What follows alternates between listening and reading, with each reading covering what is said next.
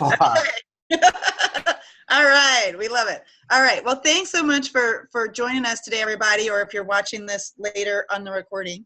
I just want to make sure everybody's aware that my goal today is to share with you a tool that I came across. It's a 5-step process to help you create your own personalized strategic plan. But I'm not here to advise you on what you should do with it. That's up to you. So I'm here to give you a plan and maybe give you some little tips from my own personal experience, and then let you run with it in whatever direction you want to go. I also think that this is something that is useful at any stage of your career. I wish I had known about this when I was still a student, but I think it's still useful even once you're mid-career or thinking about planning retirement. So right now, before we get started, I hope everybody either has a pen and paper or their laptop or however they want to take some notes, because I want you to just real quick jot down, what do you see as your current goal? Okay, what's your next thing that you're aiming for? Okay, you don't have to get elaborate, just quickly, what is your next goal? And then as we go through this process, you'll think more about your longer term goals, so say the next 5 to 10 years, both personally and professionally, and then what steps you might need to take to achieve those goals. So since we only have an hour together, you're going to have to sort of take notes on the process, and you'll probably have to go do some additional research to fill in your plan, but at least this will give you some structure. Okay? Okay. So just quickly, a little bit about me. I don't want to spend too much time on this, but just to know a little about my journey and how I hope I can be helpful. So over the course of my career, I've worked both in industry and academia. I've been fortunate to live in various regions of the U.S. as well as, travel throughout the world. Grew up in the Midwest in St. Louis, went to UCLA for my bachelor's in anthropology and women's studies, went out to Philly to University of Pennsylvania for my doctorate, also in anthropology and women's studies. Missed California, went back, and after getting my doctorate, spent 2 years working doing program evaluation for the UCLA Center for the Study of Evaluation, and then a year at a private market research firm, which was very eye-opening and useful. Then got my tenure track job out at Clemson, so moved all the way out to South Carolina. And along the way, both while I was still in Los Angeles and even after I got here, continued to do projects in applied anthropology for companies like Ethnographic Research Inc. and Smart Revenue while doing research. And just a little tidbit as to how much opportunity and flexibility you may have in your career. I actually spent 20 years as an archaeologist, primarily working mostly in Peru, but also the US, Belize, Nicaragua, and then decided that I wanted to go back to doing more applied anthropology, things that I felt were more relevant for people's everyday lives. And so I have reinvented myself as a business anthropologist. I have started a brand new business anthropology program at Clemson, and really believe that as anthropologists, we need to be out there in every possible industry that we can. So hopefully that gives you an idea of some of the options that are available to you. Okay, you probably, if you're with us today, you probably already think you need a personal strategic plan, but just in case you wanted to know some reasons why, it is estimated that most anthropologists are now employed outside of academia. I tried to track down some statistics on this for you, and it's very tricky. I had been told, for example, that the #1 employer of anthropologists was Silicon Valley, because all the major tech firms employ anthropologists, Facebook, Intel, Microsoft, Google, etc. When we tried to get some info from AAA, it was a little bit slanted towards academia, so because that's more of who AAA tends to serve. And then there was also an article in Plus One that just came out. It's a little bit depressing, frankly, suggesting that an estimated 79% of U.S. anthropology PhDs will not end up in a tenure track position in the U.S. Unfortunately, that does not account for all the different industries where they are employed. So don't take that as a depressing fact, because there are lots of other options for you. Unfortunately, though, anthropology as a discipline is not that well understood by others. And if you're at all interested in some of my thoughts about that, NAPA just published a blog post that I wrote about why businesses need anthropology more than ever, but may not know it.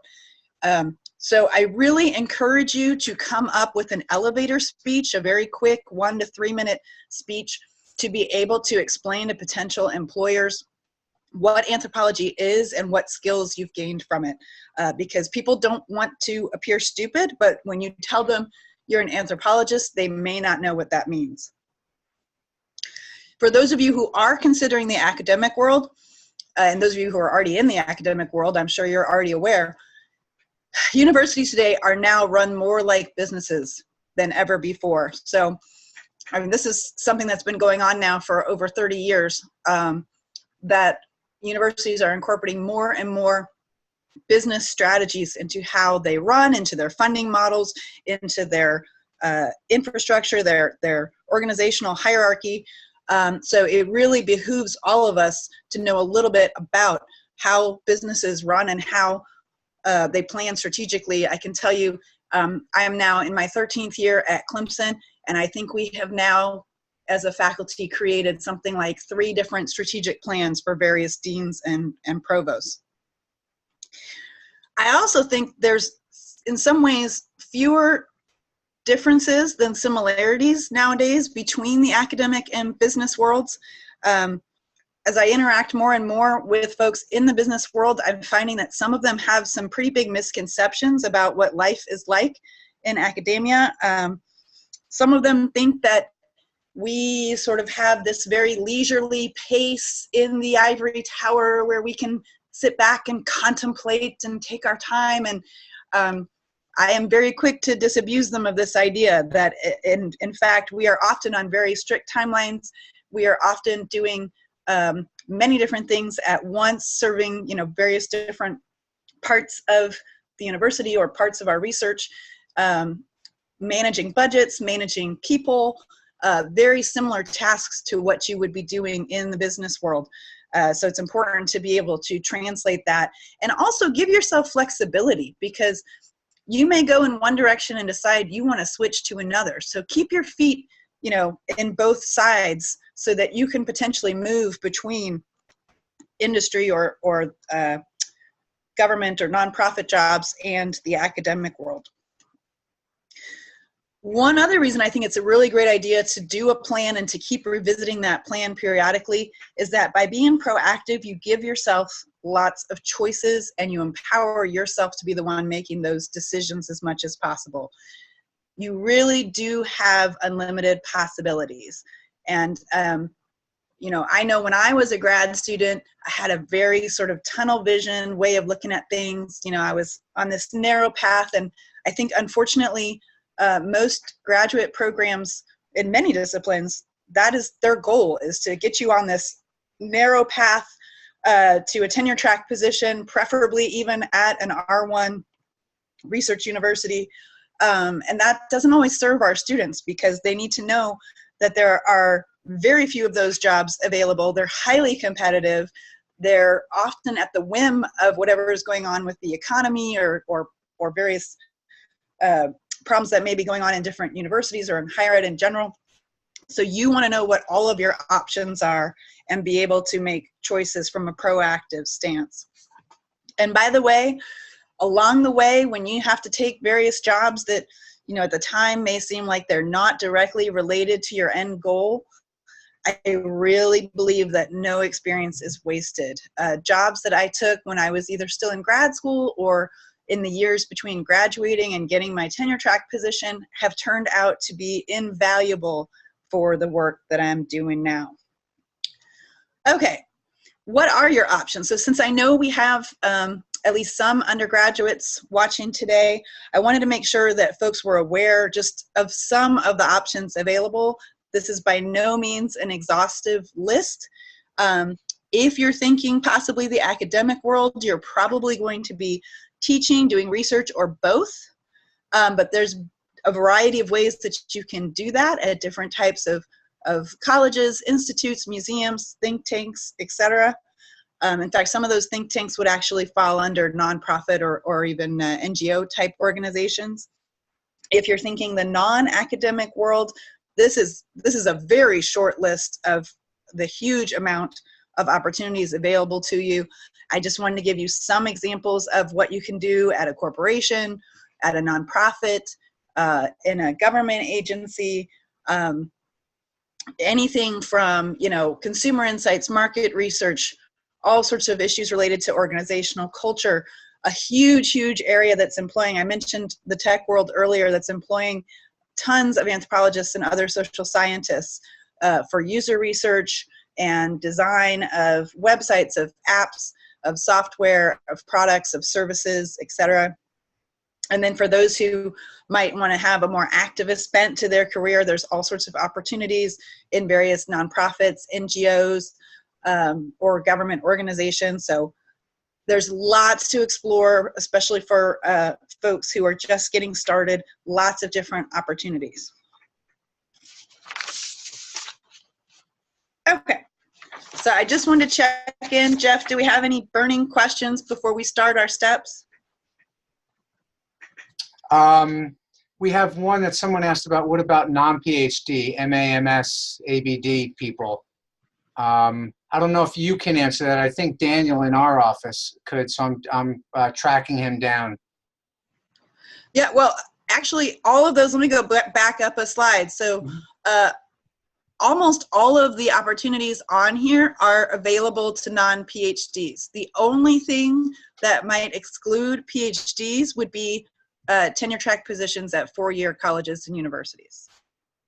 But corporations, and this is unfortunately one of those sort of dirty little secrets out there, corporations are sometimes actually biased against you if you have a PhD, which seems ridiculous, but I have run into some hiring managers who, again, they have these misconceptions about what it means to have a PhD, to come from that extensive research background, and I suspect there's also some folks who are nervous about employing someone who has a more advanced degree than they do. So I would say that folks who have a bachelor's or a master's have almost all of these opportunities open to them. Now, obviously, if you've got, for example, a community college in a large city where there's a bunch of unemployed PhDs, you might have an advantage as a PhD over someone with a master's if you want to teach at that community college. But in general, the only area that I would say excludes folks who don't have the terminal degree would be tenure track positions. All right. Thanks. So are we ready for our 5 steps? Okay. So first step, and this is probably the biggest one, is to really take some time to envision your future. What do you see as your long-term goals? And by long-term, I'm thinking mostly 5 to 10 years, but I also encourage you to think even beyond that if you can. So on the professional side, are you thinking academic world? If so, what type of institution do you think you'd like to land at? I know when I was applying, I was like, I just want a job. So, but I did know that long term, I would probably not be happy at a school that did not value my research as well as my teaching. So a community college would not have been a good long-term choice for me. Also the type of department. A lot of us, like myself, are in combined departments. So for example, my department has now transformed from sociology and anthropology to sociology, anthropology, and criminal justice. And that presents its own unique challenges, having multiple disciplines in one department. If you're thinking more private sector, you might not be sure where are your best opportunities or what might you have an interest in. So you might need to do an industry analysis. So industry analysis is where companies set out to understand their position relative to others in their industry. So understanding the competitive dynamics that are going on in that industry. So for example, technology or fintech, which is financial technology, huge area of potential employment, but you might want to take a look at what are the pros and cons and who's positioning themselves where with regards to research. So, would you be better off at somewhere like, a Google, an Amazon, an Intel, for fintech, some of the bigger banks like Wells Fargo, Bank of America, Citibank, right? So looking into how those different companies relate to each other and what they stand for, what's their positioning in the industry. Then in terms of government or nonprofit, just some thoughts to keep in mind.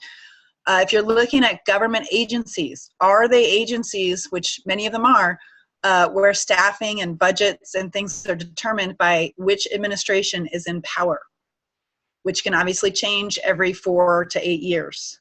So keep that in mind. I, for example, had thought about doing the foreign service, but when I talked to people who were doing foreign service about what it was like to deal with different administrations that you may or may not agree with at a particular point in time, I decided not to go that route myself.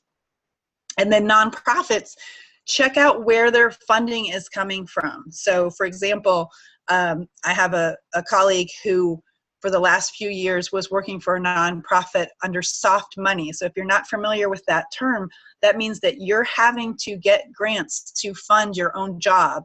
And she had to make sure every single year that she got those grants renewed to pay herself. So it's good to find out where is the funding source for those nonprofits.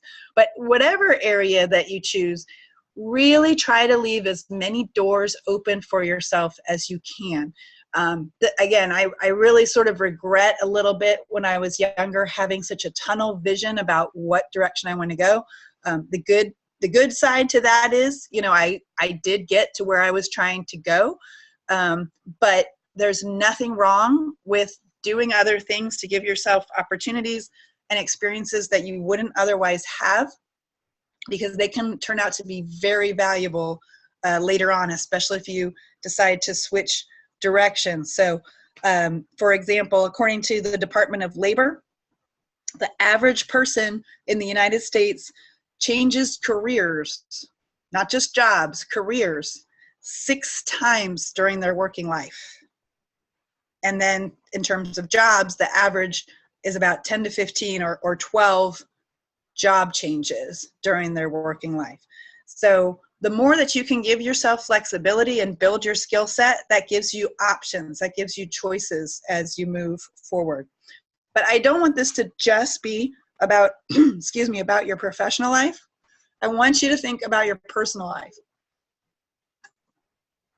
And this, again, is another area where I think that traditionally universities have not wanted to deal with this. Excuse me. Because it's, touchy-feely stuff. But it's really important. I know as an archaeologist, I had very few women in my field that I could talk to about these types of things. And many of the women who came in the generation before mine who were successful, frankly, either chose or didn't feel like it was feasible for them to have children. So when I decided that it was important to me to be a mom, that was a very big part of deciding to take the job at Clemson.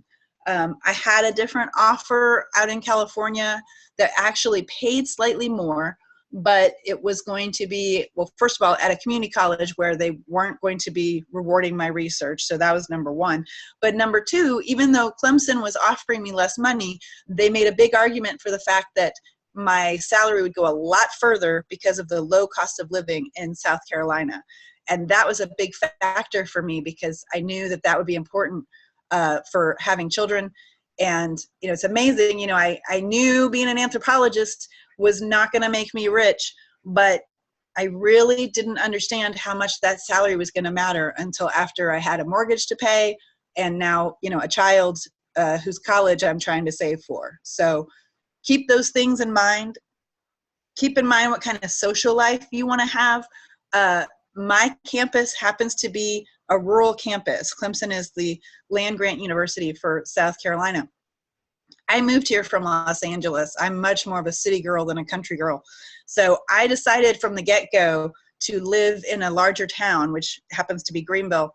And it has been, I think, one of the best decisions I made when I moved here. Now, does it make getting to work a little less convenient? Sure. But for my personality and my lifestyle, I think it was absolutely the best choice. So think about what kind of social life you want to have. Do you need to be close to family? Do you care about geography? I know for me personally, I had plenty of winters when I was growing up in St. Louis. I really didn't want to end up somewhere where it was winter, 6 or more months of the year. So even though I cast my job search nationwide, I admit I did try to avoid places that had particularly harsh winters. And I think that's totally valid. For those of you who are thinking the academic route, you're potentially committing to a university for a very long time. So all of these things are important. But even if you're thinking of the private sector, keep in mind what cost of living is going to be like. A big city has lots of fun things to do, but it's also going to be more expensive. All right, so hopefully everybody's made their notes on step 1 and we can move on to step 2. Oh, sorry, one last thing. Just which of these things that you've listed with would you consider deal breakers, and which of them are you flexible on? Okay, all right, now step 2.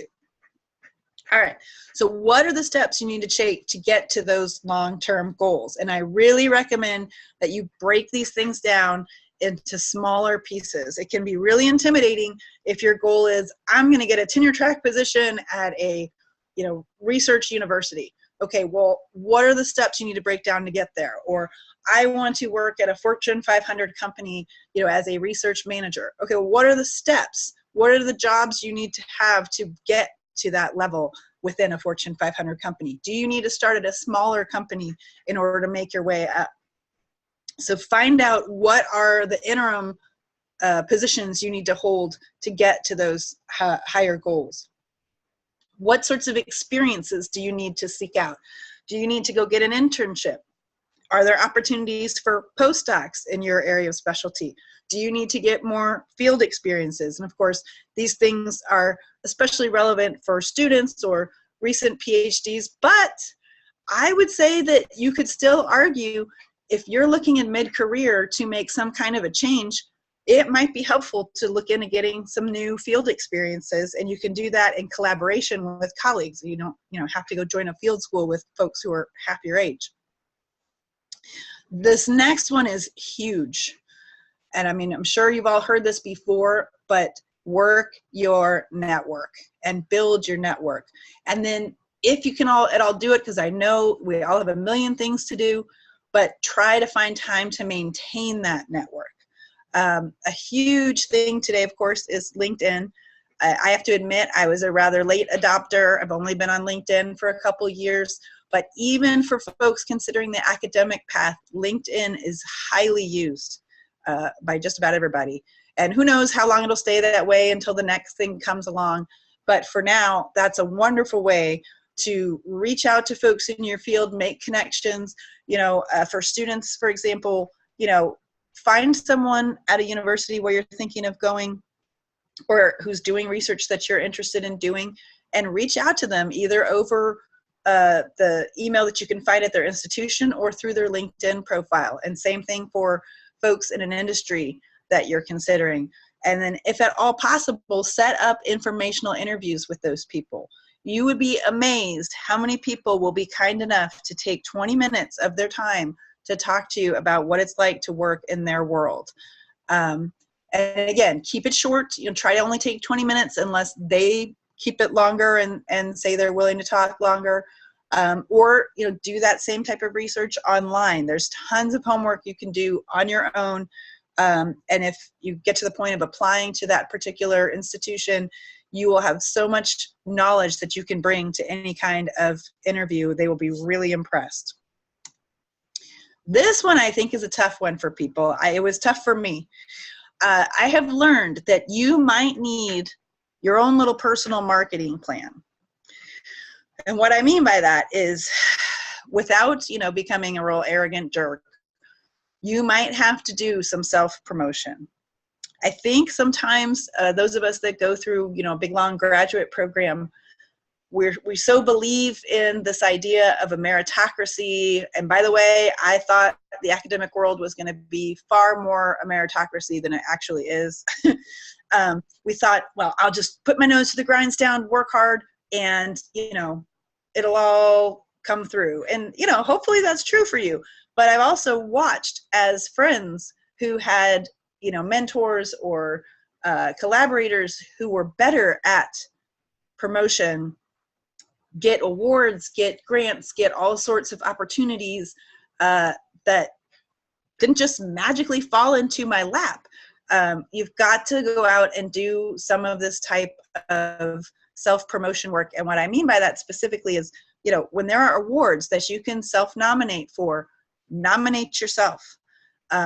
If you can't self-nominate, ask a friend or a colleague to do it for you. I know it's hard, but swallow that pride and see. I've had to do this a couple times. See if someone's willing to nominate you, and then provide them with all the information so that they don't have to do a whole lot of work. Go to, even if you're still a student, you can go to the PR folks in your university and tell them about the cool research that you're doing, and they would be thrilled to do a piece, whether it's for your internal newsletter or for external publications. I know at Clemson, our PR folks are always looking for something new and interesting to brag about that our faculty and students are working on. So along those lines, see what you can do to promote yourself.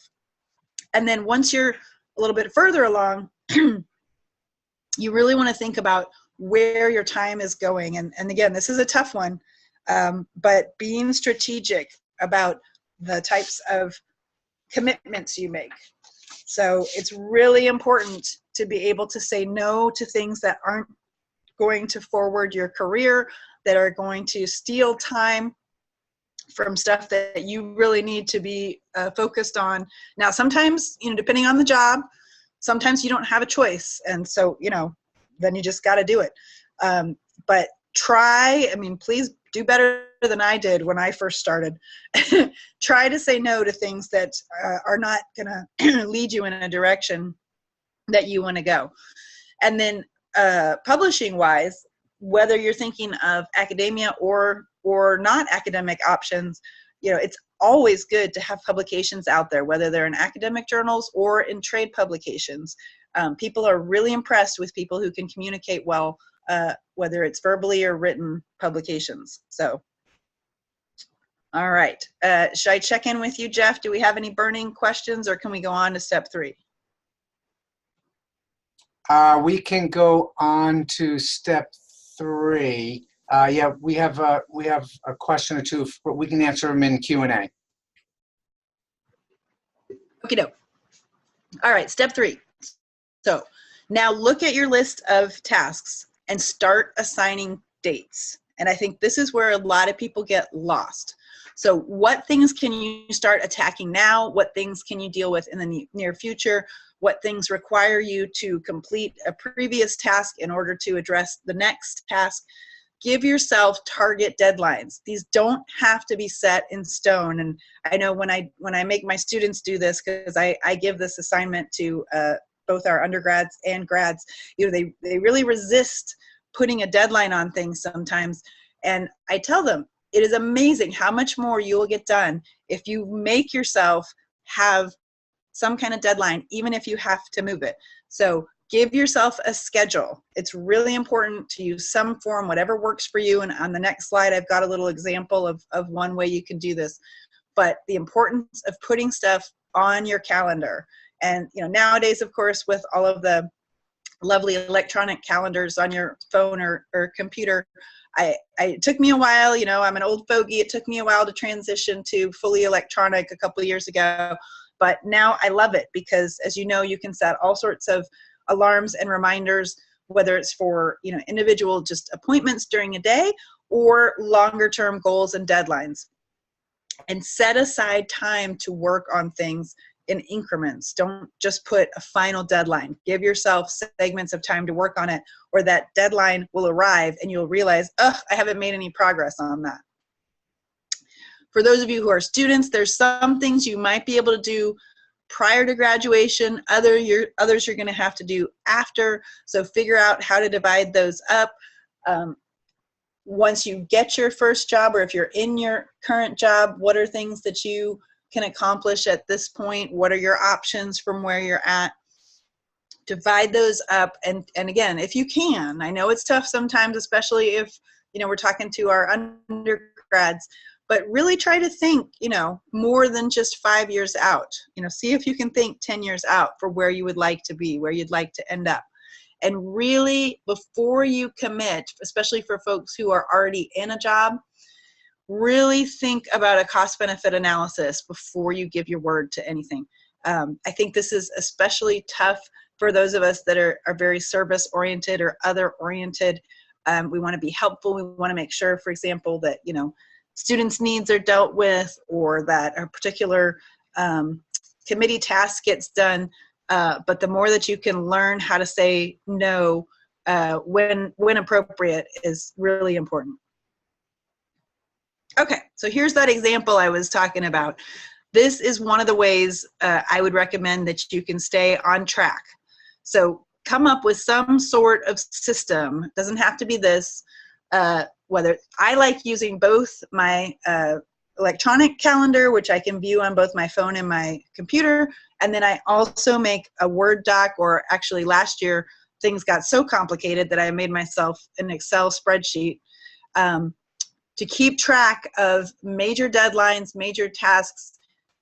Give yourself some little reminders of maybe some details you want to make sure you don't forget.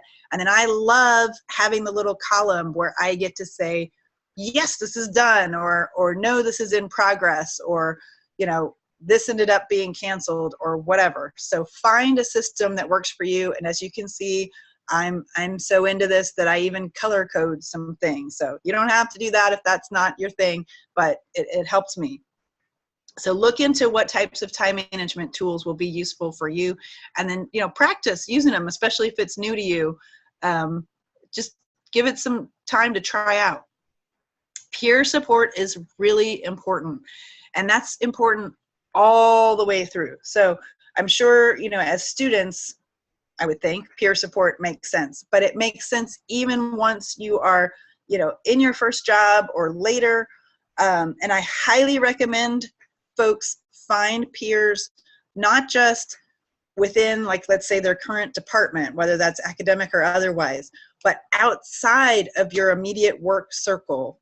Find peer support. And that goes for students too. Try to make sure you've got support from folks who are not just, within, say, your academic program, because it really helps to have people give you perspective who aren't coming from your exact little viewpoint on the world or on your career. Then I also really recommend that you get yourself not just one, maybe not even just two, but a whole team of mentors.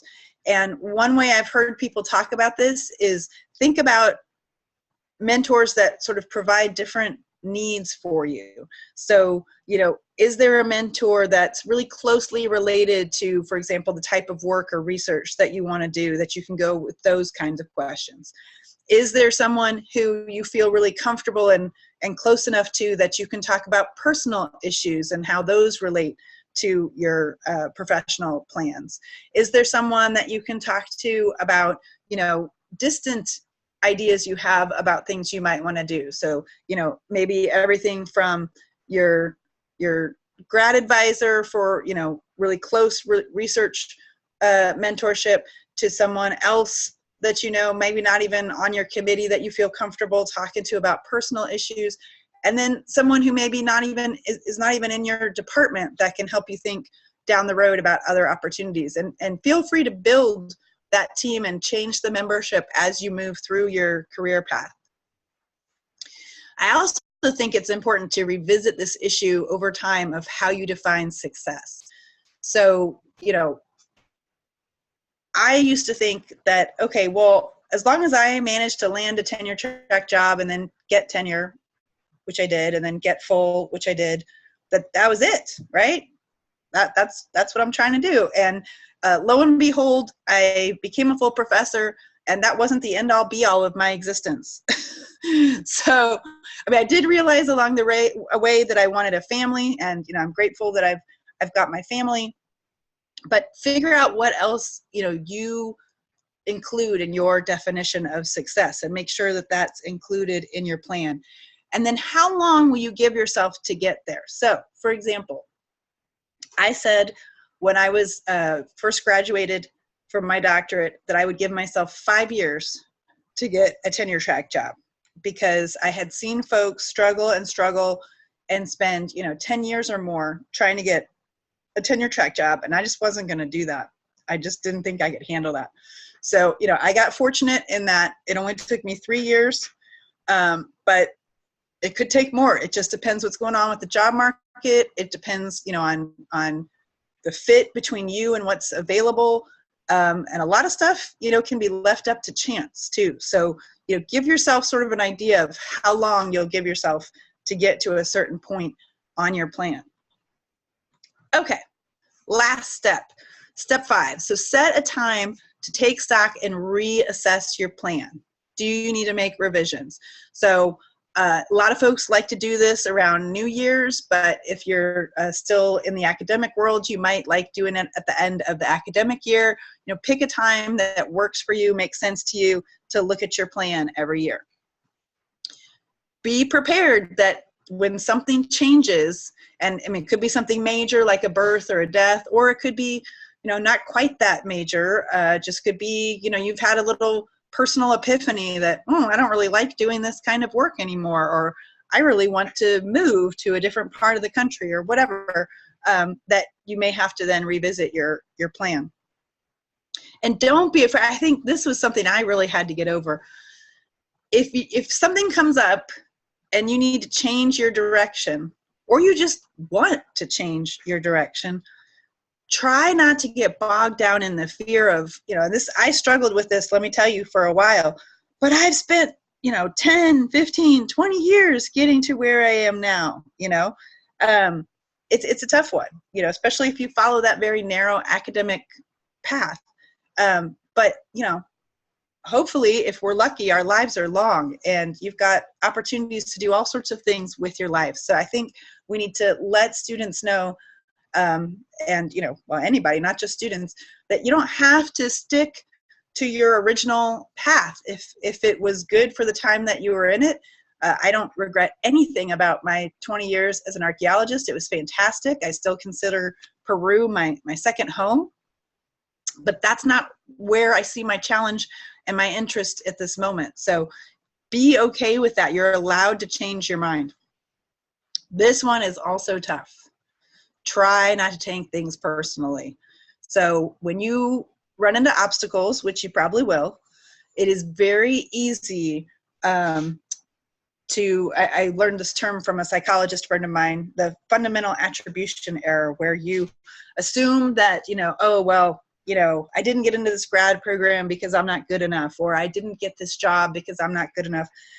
There are often so many factors involved that have nothing to do with you. And it's a tough one. I have to tell myself this all the time, but try really hard not to take things too personally.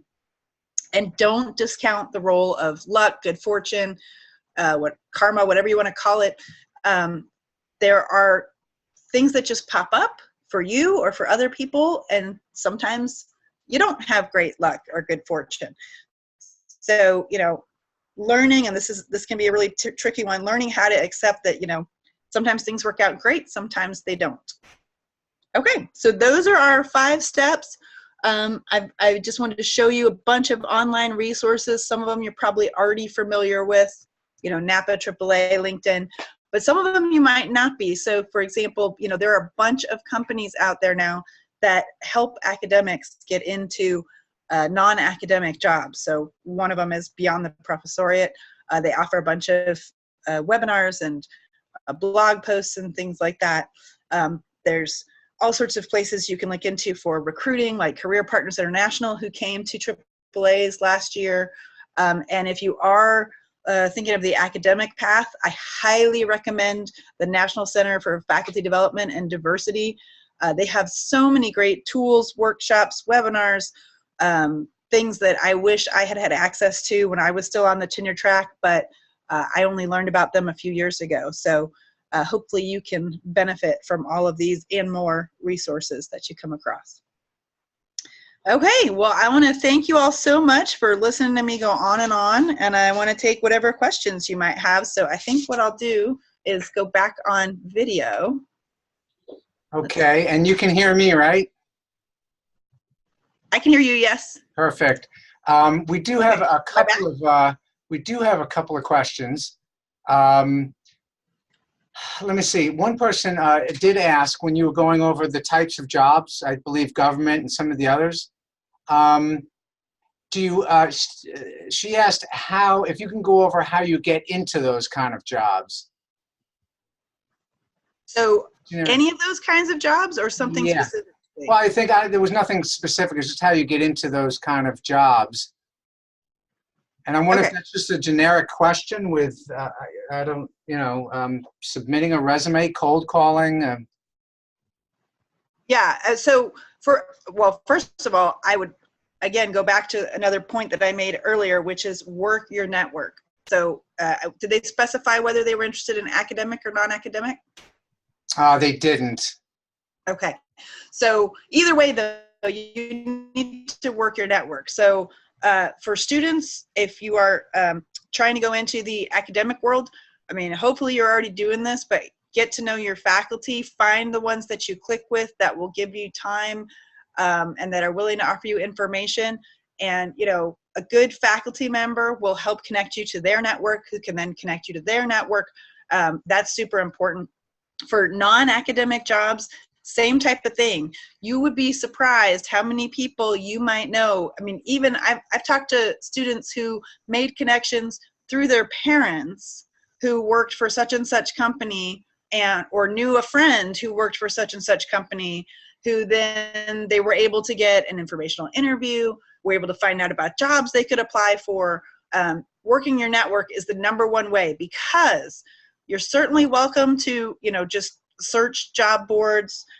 You can always, of course, look at professional associations for those jobs, but you are much more likely to actually get a foot in the door if you have any kind of personal connection. Even if you just know the name of someone that you've never met, but you can drop the name and say, oh, I heard from so-and-so that, this is a wonderful company to work at. Would it be possible to take 20 minutes of your time to discuss it? Just mentioning that name could get you in the door. So go ahead. I was just going to ask you, so along those lines too, let's go on the flip side of that. A lot of people say that once you leave academia, you can't return. Any truth to that? Well, since I haven't totally left yet, I'm not 100% certain. I do think it is tougher to come back to academia than it is to other industries because of that narrow path that they try to keep you on, which is why I really encourage folks to try and keep their foot in the door, in both doors, as you move along. Obviously, in some industries, it's not as difficult as others. So business, engineering, medical sciences, it's a little bit easier to move back and forth between private sector and the academic world. But I wouldn't say it's impossible. I would say that it's probably a little bit more difficult. But what has struck me as a shame is that it is tougher than I thought it would be to do the other way, to try to get back to industry once you've been out of it in academia for a while. Okay. So again, the more that you can maintain both as you go along. Okay. I have another question for you. How do we translate our anthropology skills into the appropriate language to market our skills in the private or nonprofit sector? Yes, that is a whole nother webinar. Ah, So, and actually, if anybody was at the last Triple A's, Katie Jones from CPI actually talked about that in her presentation. But you can go online, but Beyond the Professoriate is one of the places where you can find information about how to use certain action verbs that translate those things. They offer resume services at various companies. Unfortunately, those are not free. So if you want free advice, I really recommend going to your career center. Even if you're now an alum, see if you can go back and use your career center, because they can help you translate all of those things you've done in the academic world into business speak. okay. Here's an interesting question. Is there a way to decline a job offer and still keep the relationship open? Oh, absolutely. Yeah. I mean, I think a lot of things just come back to being polite, being professional, you know, making a big deal about the fact that this is a wonderful opportunity, but it's just not a good fit right at this time for me. You know, anything you can do to say, I'd love to stay in touch. I even recommend if you're not the one declining, but they're declining you, that you say something to that effect, like, hey, I'd love to stay in touch. You know, ask for feedback and see where they, you know, like you to improve. If they have another job opportunity available, to please consider you. But yeah, I don't think there's any reason why you can't maintain a good relationship after declining. Okay. Someone else wrote that they saw something about a consulting business in the Excel sheet. I'd love to hear about that. Don't know. Oh, so yes, I have been starting a consulting business. And I actually, again, I keep hearkening back to last year's AAAs. I went to a fabulous workshop on creating your own consulting business, and I believe they're repeating it. I don't know if you know, Jeff, I believe they're doing it again at this year's AAAs in San Jose. But yeah, that now for me, being in a little smaller city like Greenville, it's a little bit more challenging because, you know, we don't have as many big industries around here. But it's all about working your network. So just to give you an idea of what I'm doing to get my business started. Well, first of all, I'm very fortunate that my husband has a background in graphic design. So he created us a beautiful logo that you saw on our slide template that I used today, and also for our business cards and for our website. Okay. You want to get out there and do that self-promotion. You want to put it on LinkedIn. You want to work your network, start offering to do projects for people. So, you know, even if that has to be pro bono sometimes, yeah, and just keep building. So I can talk more about that privately with someone if they want. I want to make sure we get other people's questions in. Okay. We do have a question from a student. Where do we look for contract jobs or RA positions at other universities or research institutions? So is this undergrad or graduate student? Do we know? I would imagine undergrad. Could be grad. Where do we look for contract jobs or RA positions? Could be grad. Yeah, because I'm not sure, when they say contract jobs, are we talking adjuncting? I don't know.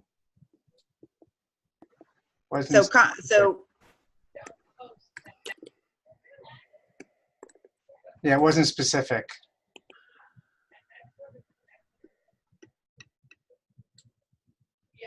Okay. So contract, is there one more thing? Mm-hmm. It was, where do we look for contract jobs or RA positions at other universities or research institutions? Yeah. So again, I mean, you're going to have to look through your professional. So through AAA, through SAA, through APA, through the professional associations, those are usually advertised. If you're in a particular city so you don't want to move, you want to, like, let's say you're in Los Angeles and you want to look within Los Angeles, going to the job boards on each of the universities' websites. Again, and staying in contact with your network, you know, letting people know I'm interested and available. But you're going to have to do your homework, do your research, and it's time consuming.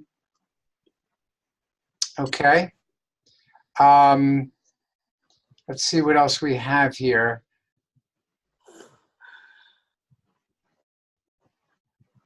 Let's see, look at, Oh, all and right, one so more thing. go ahead. I was just gonna say one more thought I had about that last question. I know I keep saying work your network, but what I mean by that is don't be afraid to ask questions.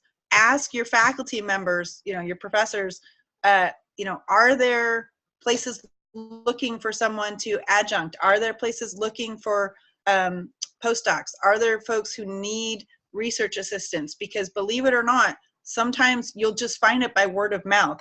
I can tell you that, being where we are in somewhat of a remote place, there are times when we'll have an immediate need come up for a lecturer, an adjunct to step in and take over a class for somebody.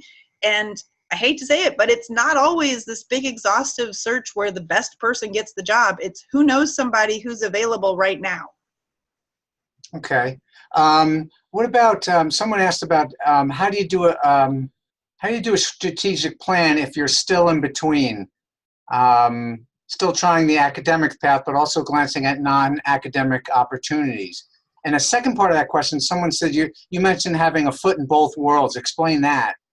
Yeah. Okay. So first part about still exploring. I think that's wonderful, but you might not like my answer. The answer is do 2 plans.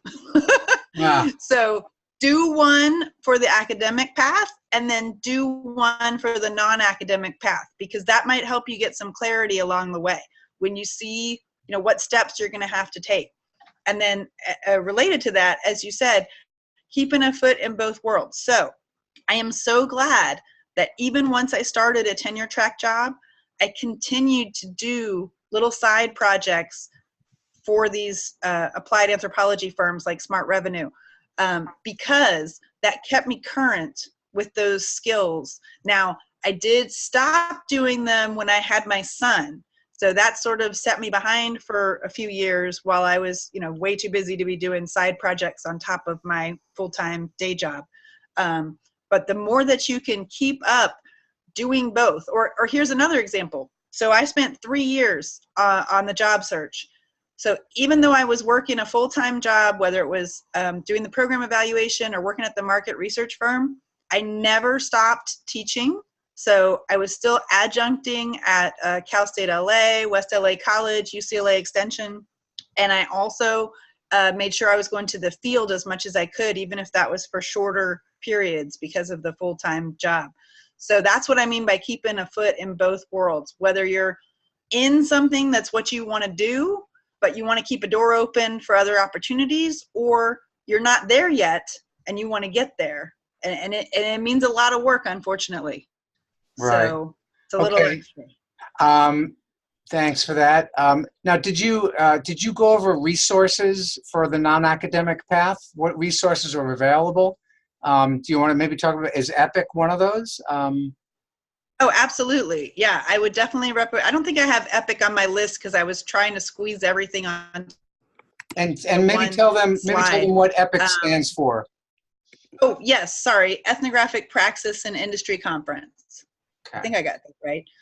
Yeah, it's a wonderful group. I've only gotten to go once. I wanted to go this year because they're in Hawaii, but man, it's expensive to get to Hawaii from South Carolina.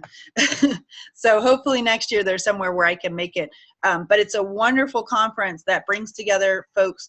Primarily, it seemed like when I went in UX, so a lot of user experience researchers, but folks who are both in industry, not as much in academia, but anthropologists, folks doing market research, doing UX research, and really sort of I think the best of both worlds, frankly.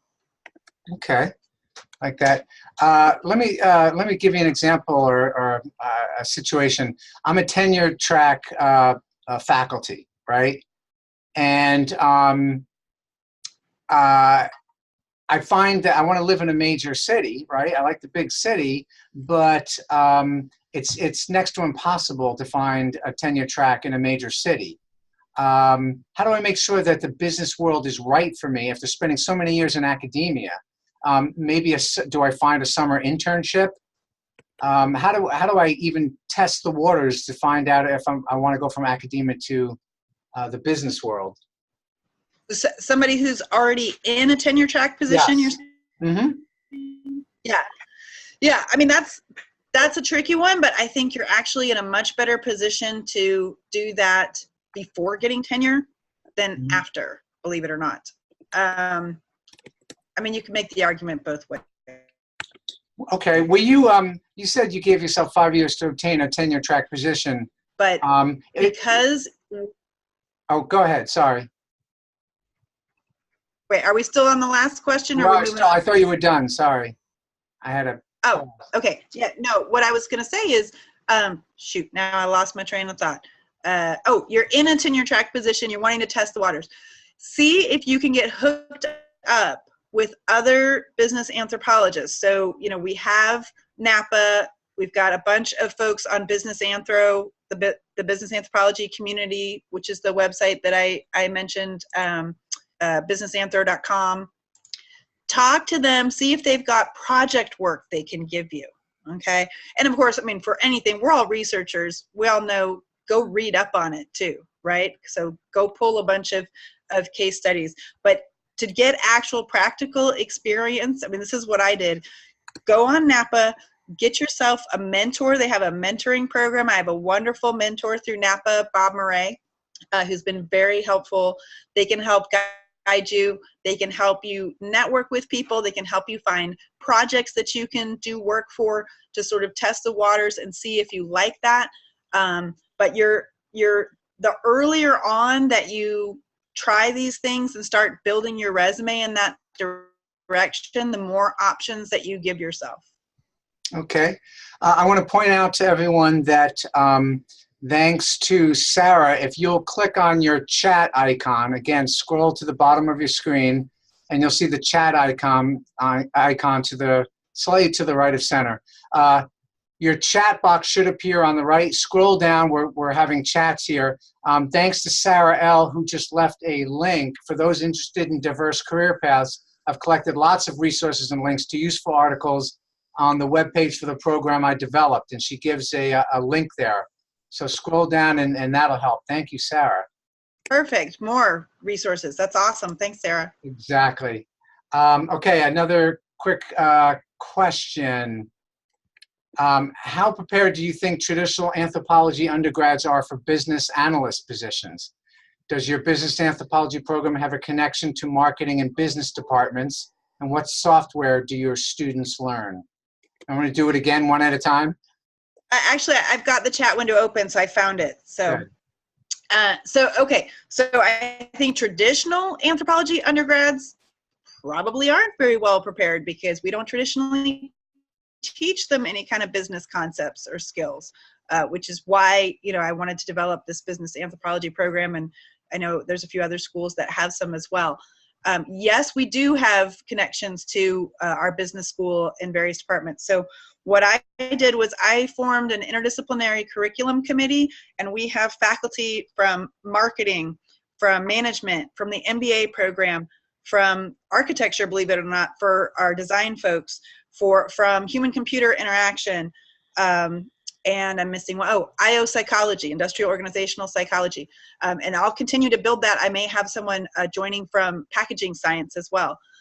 So the more that we can get our students into different classes so that they get exposed to these different industries, the terminology, and the more that it's a shared, you know, a cross-disciplinary experience, the better. So, for example, in my current qualitative methods class, I have students from not just anthropology and sociology, but psychology. I've got a packaging science student.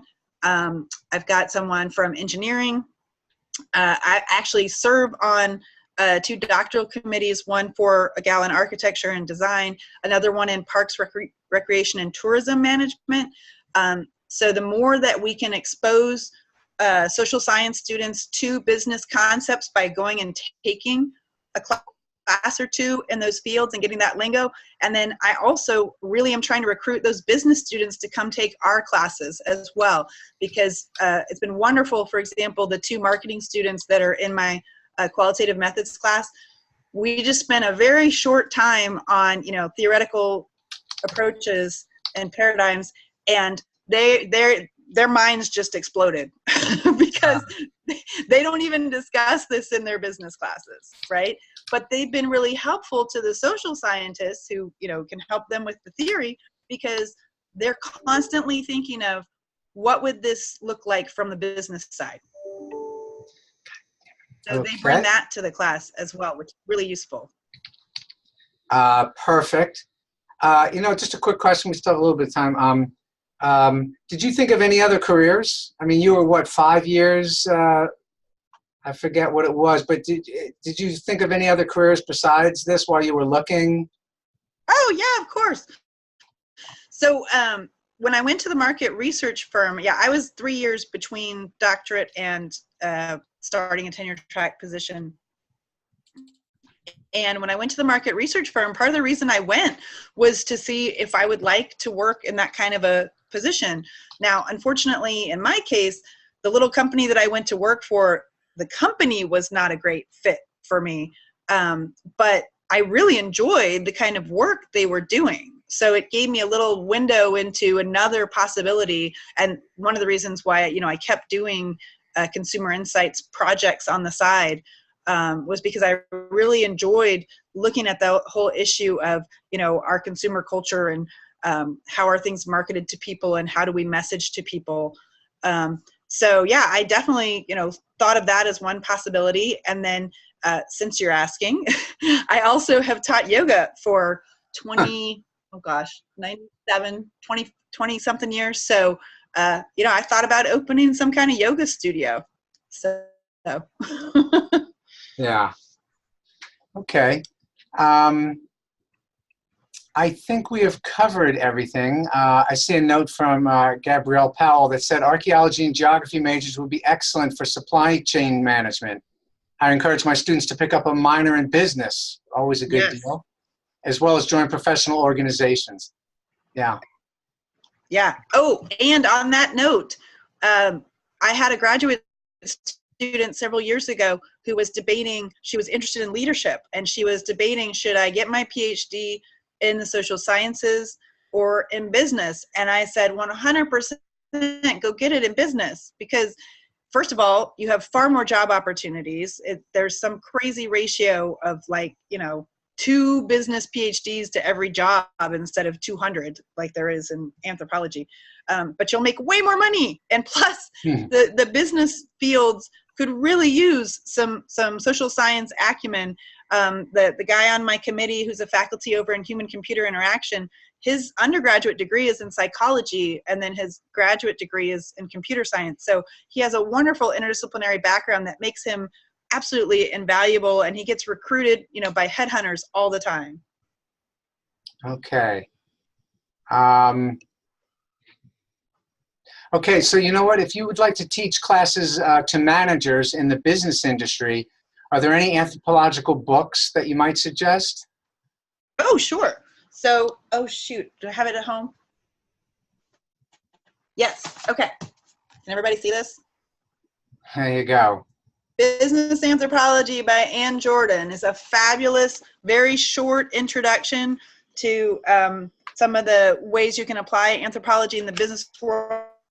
And she also has a wonderful comparison of the difference between how we look at culture and psychologists look at culture, which I think is super important, because all of the business areas, organizational behavior, human resources, all of their models are based in psychology, which, no ill will to my psychology colleagues, but they see culture very differently than we do. So this is a fabulous one. If you want to talk specifically about models for transforming business culture, I really like Transforming Culture, which is Elizabeth Bridey, Robert Trotter, and Tracy Meerwarth. That's a great one. Elizabeth also has another one that I use for my business anthro class that you might like, called Cultural Dimension of Global Business. And this one's really nice. At the very end of each chapter, it's got little exercises that you can use with folks to sort of test, are they getting the concepts that are coming across? Yeah, I can give you more, but those are sort of my top 3, I would say. Okay, perfect. Let's do one more question and then we'll cut it. How does one connect with a headhunter? Ooh, this is a tough one. Yeah. All right. And for that is something that, yeah, for an informational interview and for their service. so for informational interview, I don't think it's quite as difficult. Again, I worked my personal network. So Daniel, actually, Ginsberg at AAA, got me in touch with one person. And by the way, that particular person, since I consider myself more of a qualitative researcher, she warned me that most of the jobs she gets are for folks who do quantitative. So another thing to recommend to students, make sure you have your stats background so that you feel good about your quantitative skills. So, go through AAA, go through, your various professional associations and work your network. Anybody who's in an industry that you're interested in might be able to hook you up with, oh yeah, so-and-so recruited me. And again, for younger folks, for students, believe it or not, ask your parents and your parents' friends if they've got recruiters that have talked to them. And you've got to shoot broadly because some folks will respond and some won't. But I've been amazed at how many people will actually give you a little of their time. Okay. Actually, we have a little bit of time. Why not? Suppose that I am getting close to my 40s. I wish this were me. Do you think a summer internship at a company is a good idea for someone thinking about changing a career track? If you can get one, absolutely.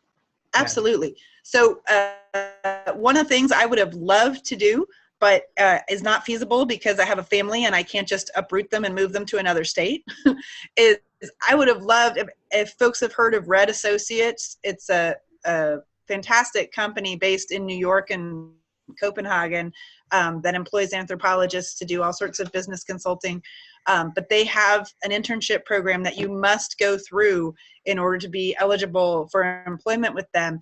And if I lived close enough to New York City to do that, I would have absolutely applied for one of those internships. It sounded fascinating, but again, I'm not at a place where I can just move to New York City for several months. So if you're at a stage in life when you can do it, go for it.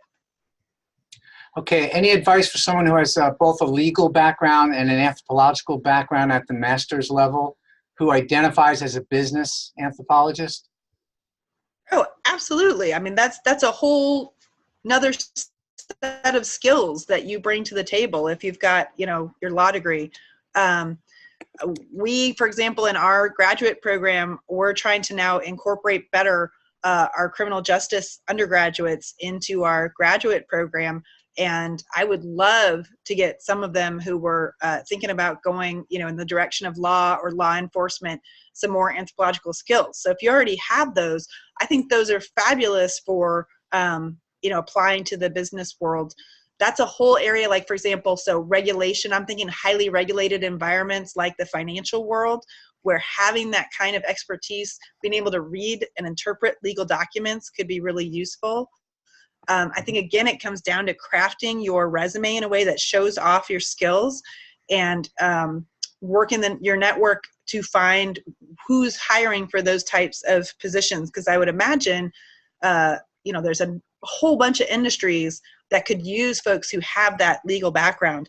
Now, are they necessarily going to say, and we also want you to have an anthropological background? Maybe not, but you can show them in an interview how that's extremely valuable to their company. Okay. It seems like an easy question, but how do you get an internship? Yeah. So again, that's all about contacting people and doing your homework. A lot of places will not necessarily advertise for interns, but if you call them up and say, would you like an intern, especially if you're not expecting to be paid? If you want pay, that's a whole nother story.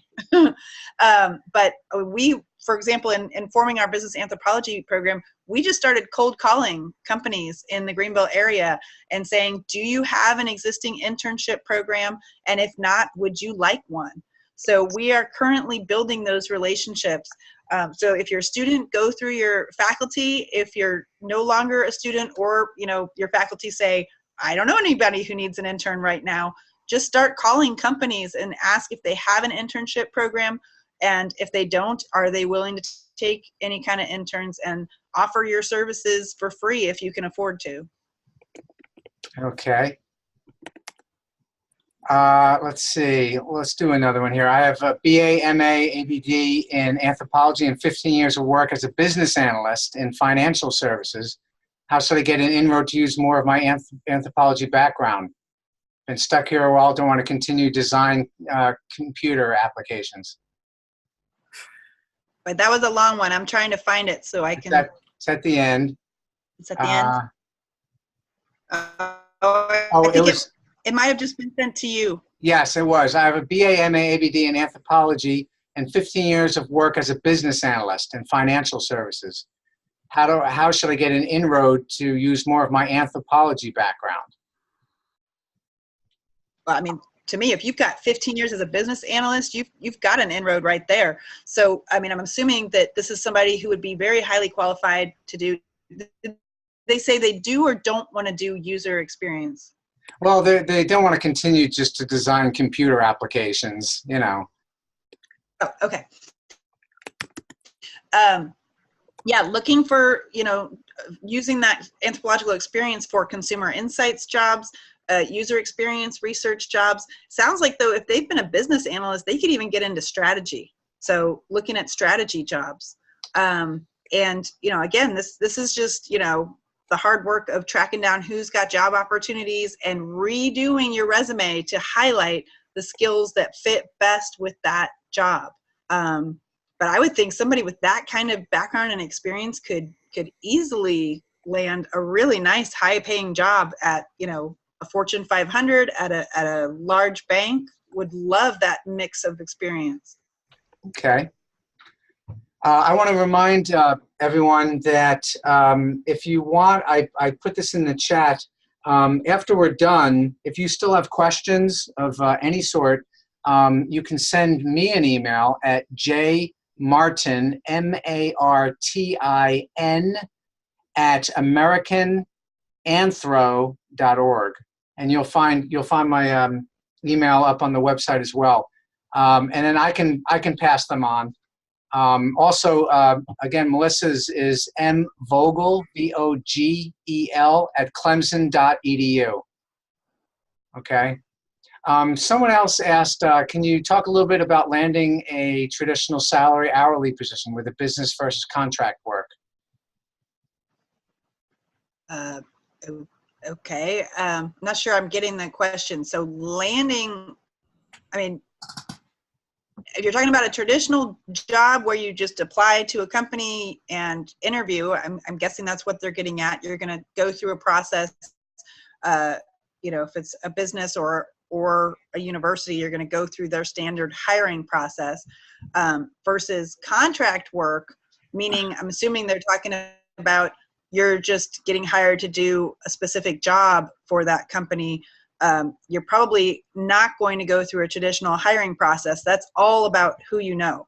And I started to mention this earlier when someone asked about getting a consulting business going. One way to get contract jobs is to take every opportunity you can to just get out into the community and talk about what you do and what you know. So we have, for example, we have through our Center for Corporate Learning, which does executive professional development programs. We have something called the Clemson Women's Affinity Group that does monthly lunches and talks. So I got in touch with them and they kindly asked me to do a talk about business anthropology, which then led me to meeting someone from another local women's professional group, the Greenville Women's Professional Forum or something like that, who invited me to give a talk at one of their monthly luncheons. I'm still working on hopefully giving a talk for our Chamber of Commerce. I also was selected recently to do a little mini TEDx talk here in Greenville, which was about anthropology. So any speaking opportunities that you can get. I was asked, they haven't followed up with me yet, but out of the TEDx, I was asked to possibly come talk to the Rotary Club at some point about, so any of those, community associations, business associations that you can get out there and give your spiel on what you can offer, is a way to get your foot in the door and get people asking you to do contract work. We also have a close connection with the hospital system here, the Greenville Health System. So I'm hopefully going to be doing a project for them next spring. So just getting yourself out there, letting people know you're interested in doing this work and what skills you have to offer. All right, perfect. Who can help package me? Are there, I guess there are consultants out there, headhunters. Who's pretty good at helping me package myself? I mean, it really just depends on whether you want to spend money on it. I looked into having someone help me with my resume and stuff, and they quoted me anywhere from $300 to $500, and I just couldn't wrap my head around spending that kind of money. So instead, I just asked colleagues, through NAPA, through Clemson and our Career Center, to help me with that. But if you're willing to cough up a few $100s, yeah, places like Beyond the Professoriate and other individual consultants offer those types of services. But I think with your own, homework, you can do a lot of it yourself for free. Perfect. Okay, I think we're going to bring this to a conclusion. We actually went over, but it was good. There were a lot of great questions, a lot of interest. And you did a fantastic job. Thank you, Melissa. You can hear people applauding. If I only unmuted them, you'd hear people applauding. And thanks to the teachers who included their classrooms. A special thanks to you. Yes. Again, if you have questions, you can email me at jmartin, MARTIN, as in Nancy, at americananthro.org. And again, or Melissa at mvogel, VOGEL, at clemson.edu. So thank you, Melissa. Great job. A lot of great information there. And we are, just to let people know, we believe we're going to try and do this again in a couple of months in the winter, and then probably again next spring because of its popularity, to keep it going. So thanks to everyone for joining. Thanks to Melissa. And for Lisa over at NAPA for arranging all this. Thanks to NAPA especially. And I think we're going to call it a day here. Thanks to everyone. Yes, thanks for coming, everybody. Have a good one. Bye-bye.